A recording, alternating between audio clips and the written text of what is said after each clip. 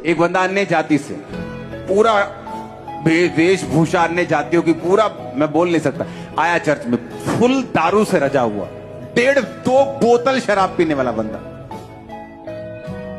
बड़ी शराब पी गया, क्या करे जी, कोई बात नहीं, बैठा रहने दो। परमेश्वर ने पहले संडे छुआ, शराब छोड़ दी। अब इमेजिन करो, उसको प्यार ना दिखाया होता,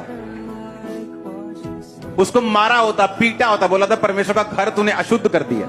ये स्पिरिचुअल हॉस्पिटल है।